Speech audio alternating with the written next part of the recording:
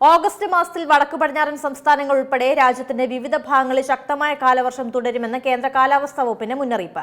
തെക്കൻ രാജസ്ഥാനിൽ രൂപപ്പെട്ട ന്യൂനമർദ്ദവും മൺസൂൺ പാത്തിയും കാരണം കനത്ത മഴയ്ക്ക് സാധ്യതയുണ്ട്. ഓഗസ്റ്റ് മാസത്തിൽ വടക്കു പടിഞ്ഞാറൻ സംസ്ഥാനങ്ങൾ ഉൾപ്പെടെ രാജ്യത്തിന്റെ വിവിധ ഭാഗങ്ങളിൽ ശക്തമായ കാലവർഷം തുടരുമെന്നാണ് കേന്ദ്ര കാലാവസ്ഥാ വകുപ്പിന്റെ മുന്നറിയിപ്പ്. തെക്കൻ രാജസ്ഥാനിൽ രൂപപ്പെട്ട ന്യൂനമർദ്ദവും മൺസൂൺ പാത്തിയും കാരണം ഡൽഹി, ഹരിയാന, പഞ്ചാബ്, ഉത്തർപ്രദേശ്, ഉത്തരാഖണ്ഡ്, ജമ്മു കശ്മീർ എന്നിവിടങ്ങളിൽ കനത്ത മഴയ്ക്കുള്ള സാധ്യതയുണ്ട്. ഉത്തരാഖണ്ഡിലെ 9 ജില്ലകളിൽ മണ്ണിടിച്ചിൽ ഭീഷണിയെ തുടർന്ന് യെല്ലോ അലർട്ടും പ്രഖ്യാപിച്ചിട്ടുണ്ട്.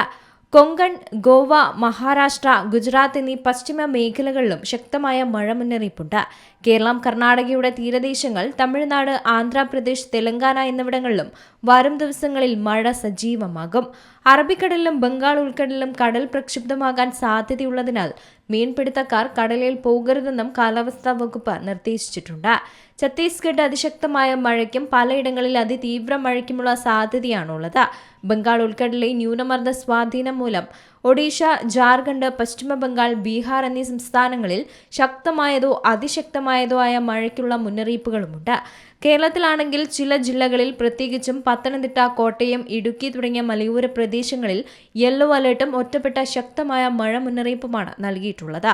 കർണാടക തീരദേശ മേഖലകളിലും തമിഴ്നാട്ടിലും ഒറ്റപ്പെട്ടയിടങ്ങളിൽ കനത്ത മഴയ്ക്കുള്ള സാധ്യതയുമുണ്ട്.